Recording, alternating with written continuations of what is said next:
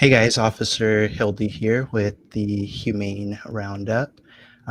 Today we are here to do a special episode in honor of Officer Young from the Monroe Sheriff's Department.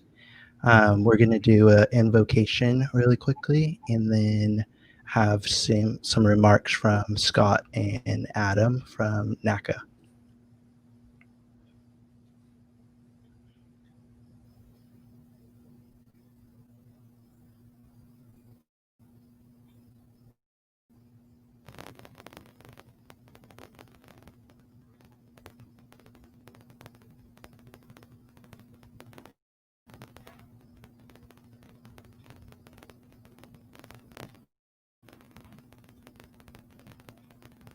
We tried to prevent technical issues, but here we go.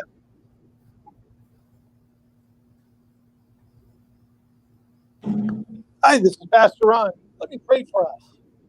Gracious God, we say thank you for the great men and women who continue to care for animals and care for people, your loved ones, by often putting themselves in danger. Would you protect them? We seek your peace and protection as we continue to serve others. Lead our hearts to the path of peace today. In our days with unrest, virus, and injustice, will you be our peace? Will you be where we turn for truth and salvation? For you are our salvation and our rock. Thank you for your steadfast love and care.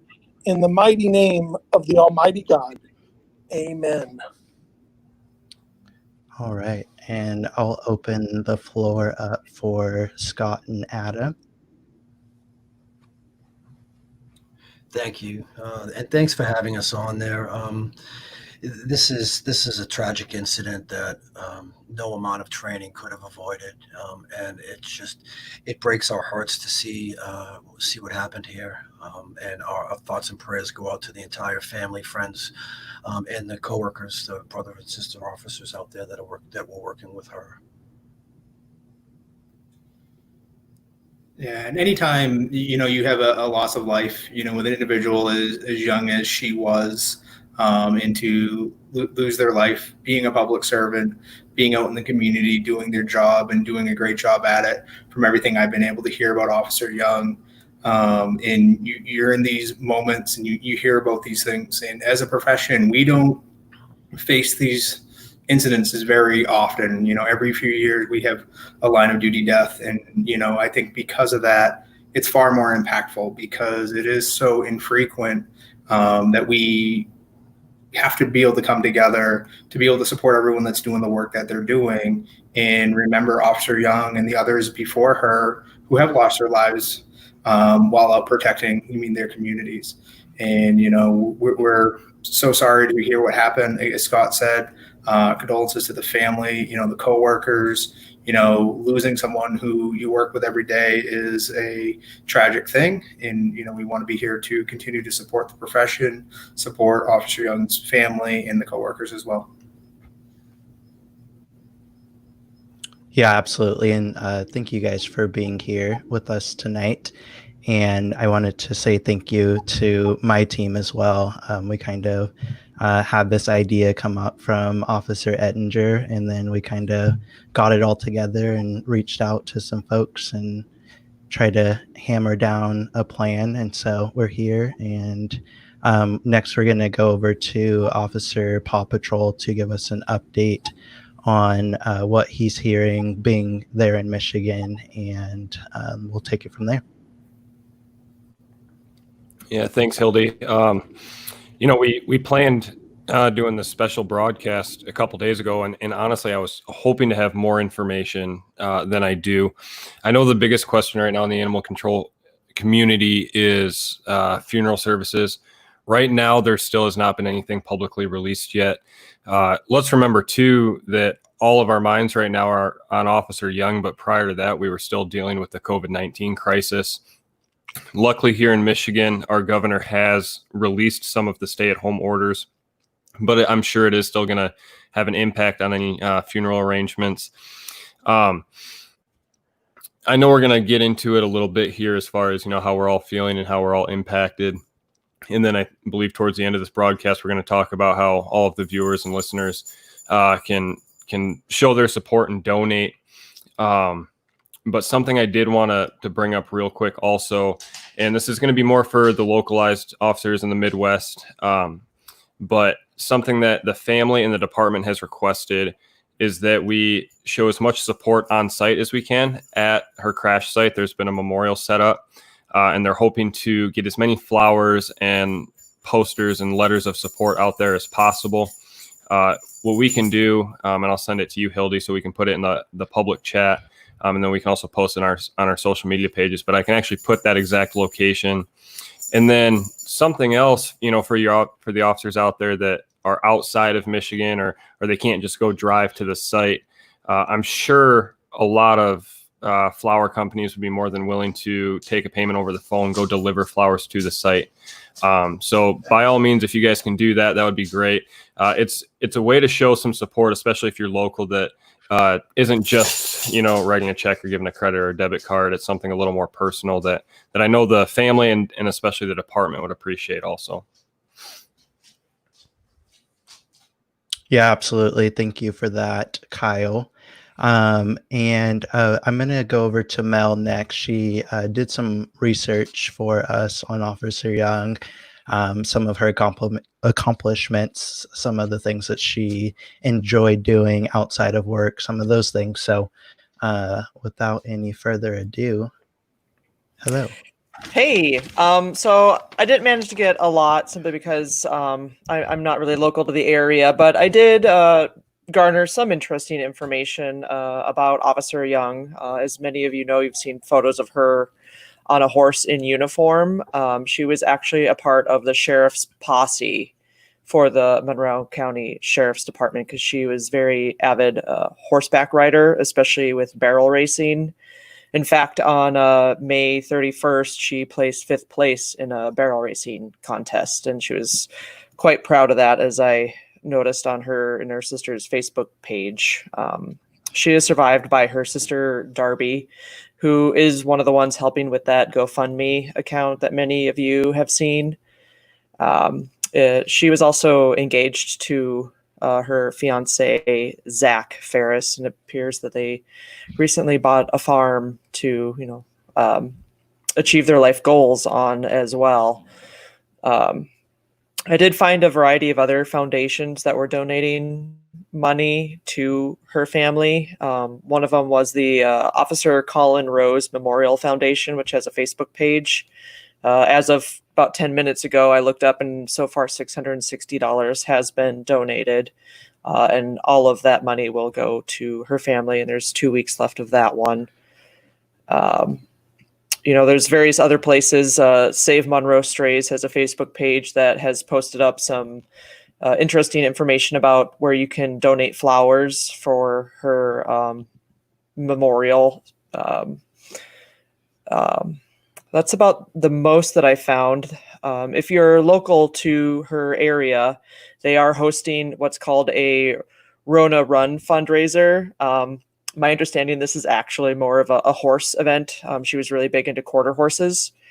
And her sister will be riding her horse in her honor, and that's on Sunday, June 14th in Stockbridge, Michigan. And we can post more information on our page about that if you want to attend. Awesome. Thank you for that, Mel. And now we're going to go into a group discussion here about how this has impacted us and kind of move on from there. Does anyone want to start? So most of you know I work for a police department. And we do have a memorial wall where I work in our briefing room, which is basically a cork board with a black wall and a blue line through it. And then every officer that is killed in the line of duty gets basically a picture of their badge and then their end of watch date. And I asked my department if we could add that, and they were more than obliging to add her to our wall. I think that's pretty awesome that your department's doing that. I think, you know, all of us we're kind of, dealing with this in our own way. Obviously, it hit for all of us. We've all posted on social media about it. We've all talked, off the air and off the record to each other. This freaking sucks, though. It really does. And I don't want to sound selfish when I say this, but I feel like, like there's a lot of people out there like, you guys just don't get it, how this hits us. I think Adam touched on it when he was talking about, we don't have as many line of duty deaths as some other professions out there. So when it does happen, it hits us and it impacts us that much harder. Being local to it too, because it's only happened an hour away from me. I feel like it really hits close to home too. And you guys all know, like on my platform, I always preach officer safety, and I want to provide more for officers, as far as protection goes, so we can prevent line of duty deaths. But this is something that it's really not preventable. It's a freak accident where she was not at fault whatsoever. She was lawfully driving. And unfortunately, a person who I'm going to say allegedly was drunk, took her life from her when she was out there doing her job. And I think that almost makes it worse. Say this was like a line of duty shooting or something like that, then we can sit there and talk about, tactics, and we can sit there and talk about equipping officers. But when it's something that's just a freak accident, it makes you feel a little bit powerless, I think. And I think that's what really sucks about this one, at least for me. I don't know what your guys' thoughts are on it, but man, I gotta say that I'm angry, right? Like obviously I've never met her, and my heart goes out to her family and everyone affected by it. I'm angry, and I feel like it is preventable, man. It's 2020. You have Uber, you have Lyft. There is no fucking reason to get behind a wheel after you have a drink. And that's what bothers me so much is this person who, a 44-year-old woman who took the life of a 24-year-old woman, made a poor choice, right? She was allegedly involved in a hit and run prior to that and was fleeing the scene and then ran an intersection. Her decision-making, the thought process, I want to forgive this woman for the pain that she's causing her family, this family. She's going to have to live with those demons for the rest of her fucking life, right? And it's something that it pains me to know that something that was easily preventable, something that an innocent person should not have to be the effect of somebody's poor choices. It makes me so mad. That's what I'm feeling right now. I just want to get my emotions out there and share that with everybody. Well, it wasn't preventable for Officer Young, and that's what I was getting at. Could it have been prevented if the driver of this van wasn't a dumbass? Yeah, absolutely. But there was nothing that we can sit there and armchair quarterback that Officer Young did. She was completely innocent in this. And I think that's also probably why you're so frustrated, Daniel, right? It's because it wasn't like she made an error. No, she was doing her damn job, and she ended up, paying the ultimate price for it when she wasn't even on a call. There's nothing to sit there and critique. It's just she was in the wrong place at the wrong time, and this person decided to get behind the wheel, hit another vehicle, and then flee. And yeah, it sucks. And that's what I was alluding to earlier when I said that, no amount of training could have prevented this. It's not something we could have trained for. It could have happened to any one of us. And I think, for me, and I'm angry as well. And I know, all of us are in this field. And I've been on the show before, and I've talked about, my firm belief in unity as a profession from each side of the country to the next and top to bottom. And unfortunately, it's things like this that unifies us. And if you look out onto all the social media pages, all the ACOs, everyone in this profession is impacted by this. We're all hurt. We're all angry. We're all feeling it because it could have been any one of us. And like you said, she was just out there doing her job, and this woman made a poor decision and took her life. And it's just not right. It's not right. It shouldn't have happened. I agree. We're all feeling it. I'm somewhat upset with exactly what happened, but she's only been on the job nearly a year for ACO, and we're a small community, and we're all, we're close in the community. We're not like police department; they're huge. That one officer hurt, they all hurt. One of the rumors that I heard, someone posted that she's not going to receive the funeral that a police officer would get, which kind of sucks. Which kind of tells us that we're in the back. We're not considered anything in other people's eyes, other than in our eyes. And ACOs, we're all we all work for law departments. We all handle law. But for them to consider not celebrating or honoring the way someone that works in law it's kind of upsetting to me. I'm kind of bummed out on that. It's a line of duty death, Oach, and it should be Exactly. celebrated as such. Exactly, that's what I'm saying. And some of the rumors will say they're not going to celebrate it that way. I'm like, that's bumming me out. That's like putting us in third, fourth string players in the number one game. Granted, we're not in danger as much as police officers, but we see the same people that they do. Do you think that's why the animal control community is so tight knit, or at least that's a factor of it, is because we all kind of feel like that sometimes, where it's like, all right, we're the JV team. Like, let's face it, we've all felt that in one way or the other, so we can at least have that commonality. And then when something like this happens, we can go, hey, no, we're not on the fucking JV team. This shit happens to us too. Well, I think one of the biggest things. A lot of places don't consider us first responders. I'm like, are you kidding me? We're out there. When there's wildfires out there, I'm first out there. Sometimes I'm there before fire department and police. Mm-hmm. And it's just like, how are we not first responders if we're responding to these calls? So like the one thing I kind of want to jump in on, I think this incident highlights the risk that animal control officers, animal protection officers, whatever title that you're using in your organization, you are as at risk as law enforcement, fire, EMS personnel. The number one line of duty death for police officers is motor vehicle accidents and crashes. That is the number one line of duty death cause. And so this highlights, because when you're out there doing your job and you're an officer, you're putting how many thousand miles on the road in the course of a year? So because of that, every time you're out on the road, you're exposed to these hazards. And when we're talking about officer safety, we're always talking about what protective equipment, what training are you getting, backup components. We're always looking at those types of things. But the biggest risk to officer safety is, in fact, vehicle movements as you're traveling from call to call. And that really is the biggest risk to the profession.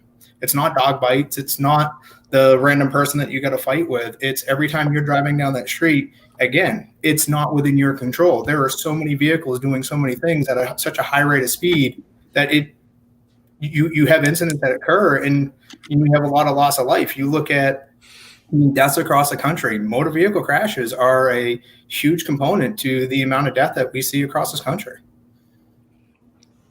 Yeah, absolutely. And you're kind of getting into our next topic of the risk that we kind of deal with on a daily basis out in the field, responding to calls, not only the animals and the people, but like you're mentioning, the vehicles. And a lot of us have amber lights on our vehicle, and people, they don't give a crap about our amber lights, and they just kind of fly by us, and they don't care if we're out walking in the road, things like that. So the miles we're putting on the road, us being out in traffic on the road, and then also the animals and the people that we deal with pretty regularly, all kind of fall into the huge amount of risk that we have as animal control officers.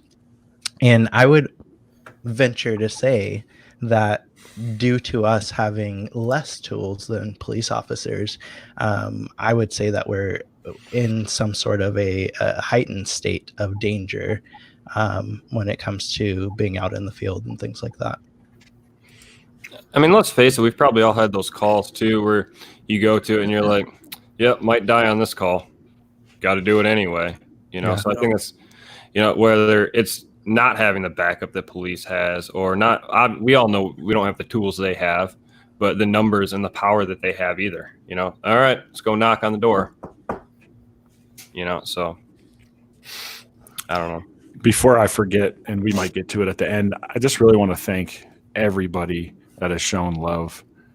All the people that have created designs, all the people that are sharing the designs or just posting on their page, just showing the love and the support that her family needs. I think that's so awesome. And it's the community that we have that's really coming to light right now. So I just want to thank everybody for that. It means a lot. I'm sure it means a lot to her family.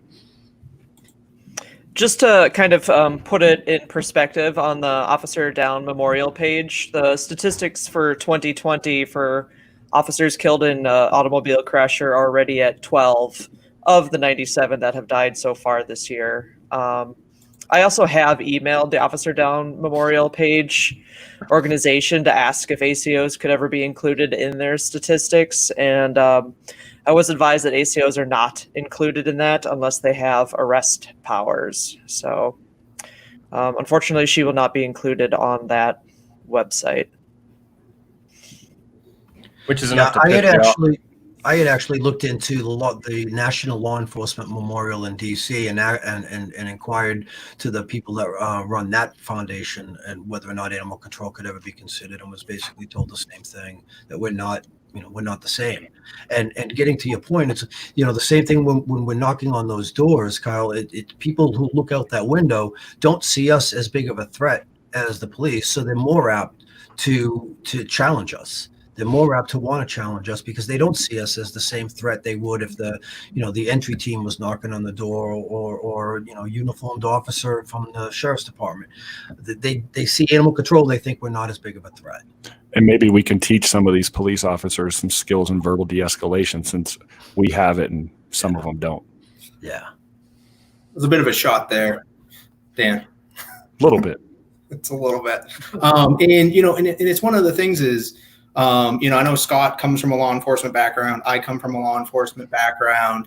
And, there is some progress to make those inroads to further get those types of connections with the law enforcement community to realize the impact of the work that animal control officers are doing, that it is a public safety component that you're all responding to. It is improving the lives of the folks that are in the community. It's doing all these things, which should be the core tenets of what their law enforcement mission should be for their communities. And, it is changing. I know NACA has been very involved with some federal legislation to get animal control officers listed as first responders on the federal side. And, so there's work that can be done, but, these processes are long and slow. And then, we just have to look at our country right now and everything that is going on. And, that there just has to be some level of restructuring, people taking a good hard look and looking at what is going on for the communities and what services are people providing, and how does that really fit into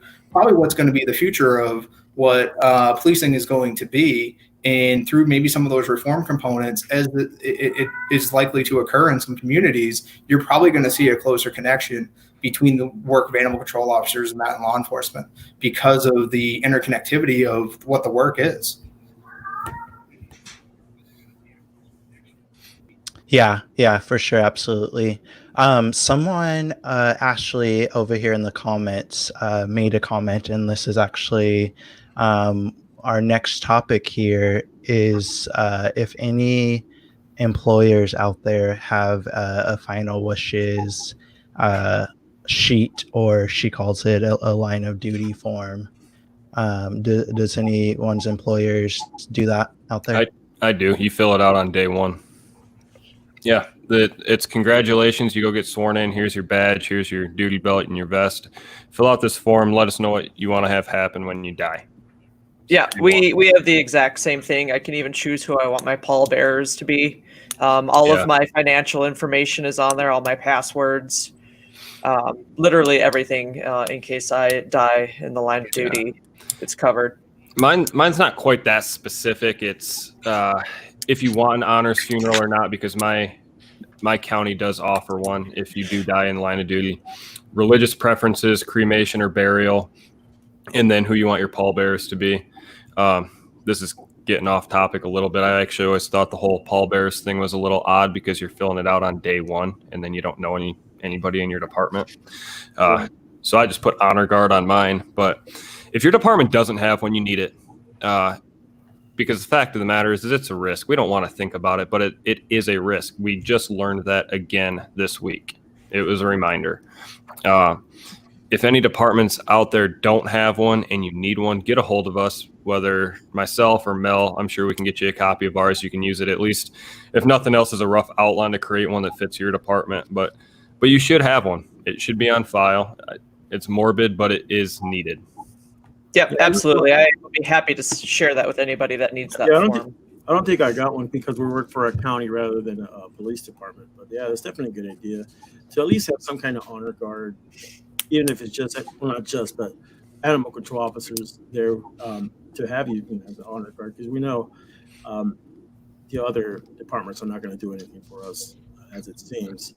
So it would be a good idea to have something like that, have an all animal control honor guard to show something in an Yeah. honorable way. You know what I mean?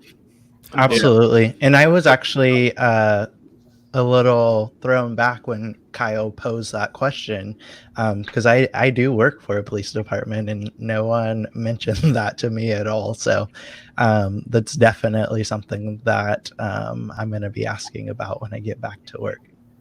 Yep. And then if you're in a supervisory role, like I am, I use this, these events with Officer Young. As a reminder, I went and pulled all of my officers' sheets and I gave them back to him and said, if you want to update it, here's a chance. Keep that information updated. You gain brothers and sisters in the department. You might change who you want your pallbearers to be. Maybe your religious preferences change, or whatever. Keep that information up to date, though, because if you filled it out 15 years ago, your wishes might be different now.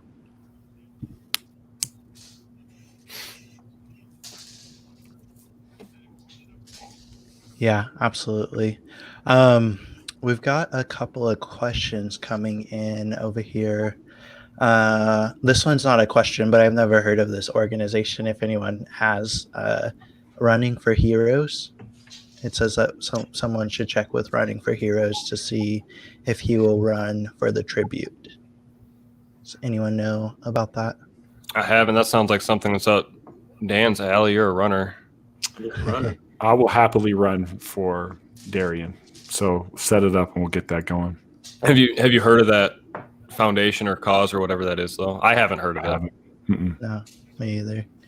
And then someone said that apparently there's a ACO lineofduty.com. It's ACOLODD. Is it .com or .org? There is one out there. I know myself and Dan know who the operator of this website is. Without offending him, the website needs some work. It could definitely be better, and we could memorialize these officers better. But there is one out there that will put ACOs on it. Yes, for sure. And then a couple of questions about uploading those forms. We will definitely upload those once I get copies of them or someone gets copies of them. I see Joe the ACO sliding through the DMs. What's up, dude? Yeah, Joe the ACO is here. He's on call right now. So if he just email the podcast, if he just gives you information, we'll get that out to you in the form for Kyle, and then we'll get out to you. Yep, absolutely. Let me see what else is going on over here. I also know that there was some talk with ACO Michelle. I don't know if you guys are familiar with her, out of New Jersey, and a member of NACA, on putting together some end-of-watch patches. I know that those are being taken care of. So I think those will be showing up soon. Yep, I just gave Michelle Officer Young's call sign, which is AC3. They were waiting on that for the patches. They wanted to confirm that. I believe those are going to get ordered tomorrow. Right. Hildy, while you're reading through the comments, do you want us to run through how people can donate if they would like to? I know Mel touched on it briefly at the beginning. But let's do that, please. Yeah, there is a GoFundMe page. We can put the links again in the comments. We can put it on our social media page. For Officer Young, right now, I actually have it up. There's been over $16,000, almost $17,000 raised, which is awesome because that's only happened in a matter of a few days. So you guys can absolutely contribute to the GoFundMe page, and we'll provide web addresses for all of these. And then there is the Darian Young Memorial Fundraiser, which is Facebook specific. If you just search that on Facebook, you can donate right through there. And then the Michigan Association of Animal Control Officers, which is our state's association. I'm working with some officers in that, and we're going to be coming out with wristbands similar to what my platform sells, except it's going to be specific to Officer Young. 100% of those proceeds are also going to be going to the family. I believe MACO, the Michigan Association, is also doing shirts. I'm not part of that, though. But just stay tuned to everything on the Humane Roundups Facebook page, Instagram. We'll post links to all of that. I do know there's some other people out there that are coming up with some like patches, like Scott said, I believe Pound Masters are coming out with a shirt also. So everyone's kind of doing their part. If there's a way that you want to donate, there's going to be a way out there for you to do it. And then, like I also touched on, if you're more local and you want to send flowers to the memorial site, by all means, you can do that as well. And I'll post an address as to where that memorial site is here in Michigan.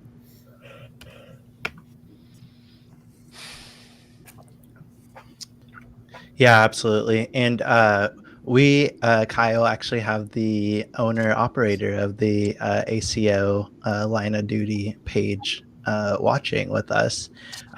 So Jeff, we definitely would like to partner with you and work on that website if we can provide any assistance for sure.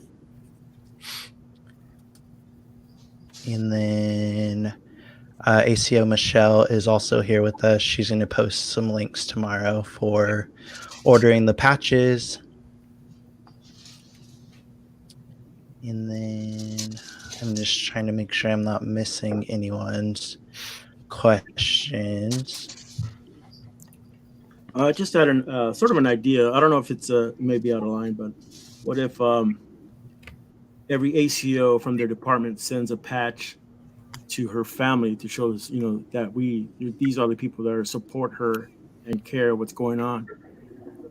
I think it's a great idea.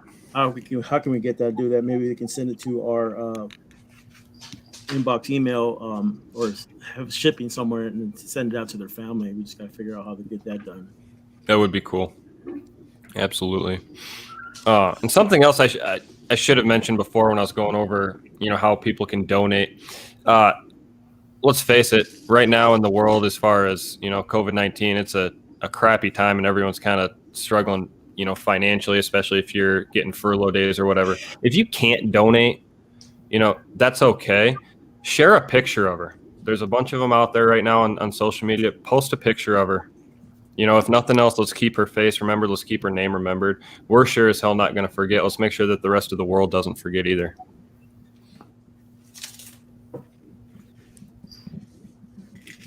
Yeah, absolutely. For sure. I don't have any questions coming in the chat. So if anyone does have any questions or comments or something that you would like us to discuss, please send it over in the chat. Otherwise, if no one has anything, we'll wrap it up, and I'll give it a couple of seconds because I know we have about a 10-second delay here from us actually speaking and the world seeing us. So I have a quick question for Scott or Adam. Is NACA still planning to have the conference in Reno, or is that going to be just kind of COVID? Where the conference will be occurring, but not until 2021. We had to cancel the upcut this year. We postponed it till next year, Dan, but we're still coming every. You didn't want to do a Zoom conference with 2,000 people, or? If you were on the conference committee, maybe we would have done it. It's something. We did discuss what a virtual conference would look like, and what those opportunities would be. Further conversations going on, because with COVID-19 and everything else, we have to find ways to fill those gaps with trainings. And, we have some other things that will be hopefully coming out throughout the summer that will be able to assist on that front. Is NACA doing anything specific for Officer Young? So one of the things we have a meeting this Friday. And Officer Young will be a point of topic in addition to some of the other things that we're meeting with the board. With having a board of 12 people, with everything that's currently going on across everyone's communities between COVID-19 and the protesting that's going on. Our time in getting the board together to make some decisions took us a little bit of time. But I will say that, Cindy Walden, who's a board member, is working with ACO Michelle on getting those patches created and ordered. And we will be sending flowers to one of the sites. I can guarantee you that. Is there a way that at the conference we can do like a moment of silence, not just for Yes. Officer Young, but for all the officers that died, animal control officers that died on line of duty? If we can make that at conference, just to be just a minute or two, moment of silence, just to recognize every animal control officer, because we're going to be the only ones that are there honor ourselves. There's not going to be nobody else doing it for us. Right, and we generally do at the conference when one of these situations occur. We don't do it every year because obviously we don't have a death every year, thank God. But we certainly will be in at the next one with Officer Young, and we can always add it as a an ongoing thing to think about. Yeah, and Yeah. unfortunately, too, Officer Young won't be the last. Right. I don't know. None of us want to think that, or none of us want to say it, but it's just true. She's not going to be the last. Ocho has a shirt on right now that honors all of the fallen ACOs. On the back, there's a list, and now that list just got a little bit longer, but unfortunately, it's going to continue to get longer. So I do think it's important that us as ACOs in the community, you guys as a national organization, we do something to remember these ACOs by. I think it is important. We need to. So. Well, I can guarantee you, any and every horse call that I get moving forward, I will always think of her. As much as she loved horses and being in that community, there won't be one of those calls that I have that I don't think of her. So. Yeah, absolutely. We do have a few questions coming in. Kyle, do you know of a location there in Michigan where flowers can be sent? Or is that something you can research? I do. Actually, Monroe County Animal Shelter. There's a Monroe County Animal Shelter sign at 911 South Rainsville, which is in Monroe, Michigan. And then the actual site, which is at M50 in South Rainsville, there's a bank right there. And those are going to be the two places where they want flowers sent. Those are the two memorial sites. And we'll post that on our Facebook page too. We'll get those addresses out there so you don't have to try and sit here and rewind the live stream and get that. Yeah, absolutely. And Ocho, a lot of people like your idea about the patches. Do you want to maybe I was going to say, collect them? I'll head into that. I'll go to the post office this week and get a PO box going. So if anybody watching any ACO, they can send me their patch from their department. And once I gather those, I can create a letter and send that out to the family once I get a hold of their information. So yeah, if you got a patch from your department, go ahead and send it. I'll post a PO box early this week, and get that going. Yeah, and I mean, even if your department has stickers, I know a lot of departments don't necessarily have patches, but if you have stickers or anything, will help for sure. We can throw one of these in there. I'll throw a couple of those in there. I'll throw a bunch of those in there.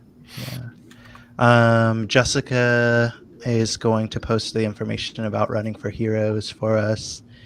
Kyle, I keep referring to you because you're there in Michigan. Tamara's asking if there's anything that they can do to volunteer. Like I'll tell you what, Tamara, if you email me, it's officerpawpatrol@yahoo.com. I can get you in contact with the members of the Michigan board that are spearheading this. It's really not me.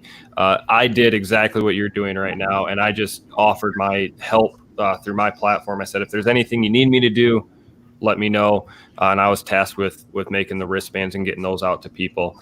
But I can get you in contact with the two individuals that are kind of coordinating everything, and they should be able to point you in the right direction. Awesome. Well, there's not a whole lot going on in the chat, so I'm going to go ahead and wrap us up here. I know Kyle, Adam, and Scott, it's very late where you all are, so I want to let you guys get to bed. I've got 6 hours before I got to get up and work. So. We did have 2 more questions just pop up. Do we know when the wristbands are being released? Yeah, within a week. And then I'll post them on my page, and then I'm sure we'll share it on the podcast page also.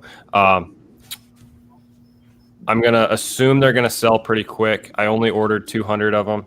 But again, if you want one, order one. 100% of the proceeds are going to the family. Actually, more than 100% because I'm not even recouping my cost for the wristbands. That was my donation.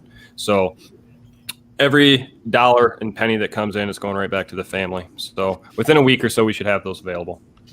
Yeah, absolutely. I just got a couple of questions here. Ashley Bishop and Jerry Hertz want to know where they can get the End of Watch shirt. And that'll be through Kai if you want to give them that information. Get a hold of me. I can release it. I'll probably do an updated one, to be honest, that will include Officer Young. That particular shirt that Ocho's wearing, just so everybody knows, I don't profit off of that shirt. I donate the proceeds to that shirt also. So if I do a release, if people want that shirt, which memorializes every officer that's fallen, I can throw that in with the family also. I would show the back of the shirt, but that means I'd have to take my shirt off, and I don't know if anybody wants to see that. You do not want to see that You do happen. not want to see that. Hey, Darby, we want to just send our love to you. That's awesome that you're tuning in, and we're here for you. Absolutely. Our thoughts and prayers are with you and your family, Darby. 100%. Absolutely. All right. I'm going to go ahead and wrap us up if no one has anything else for us. Anything around the... We just lost our host. That's what just happened. Just cut We himself just off. lost our host. No, I was just checking in with Mel to make sure she didn't have anything either. Nothing. All right. Well, I do want to just say thank you guys for inviting NACA to be a part of the show again. You know, we think the world of you guys. You guys do a great job. But this issue in particular, like I said, when I was invited, I'm honored to be a part of this conversation tonight. So thank you for inviting me and Adam to be a part of it. Yeah, absolutely. I want to say real quick, too, I want to thank everyone that's tuned in tonight. I know we put this together fairly quick. Yeah. And I also know, and I'm going to speak for everyone here, generally our podcast is pretty fun and lighthearted, and, you know, we laugh and joke. But this isn't a time to do that. But we needed to come together, and we wanted to, you know, we want to talk about Darian. It needs to be done. I know for a fact yesterday when I was at work, I checked going through intersections a couple more times than I normally would, you know, because of her. Every time I was going through an intersection, I was thinking of Darian. And I think we all do that a little bit too when these things happen. So thanks to everyone that's tuned in tonight. I appreciate it. I know Darian's family appreciates it. All of us here appreciate it. So. Yeah, absolutely. And I just want to close us out by again echoing that our community is so small. And so when something like this happens, it hits us all pretty hard. So thank you guys for being here, those of you that are here with me tonight, and also for everyone out there watching. Our thoughts and prayers are with the Young family, and all of us have the watch from here. So thank you guys. All right. Stay safe, everybody. Thank you. Thank you, everybody.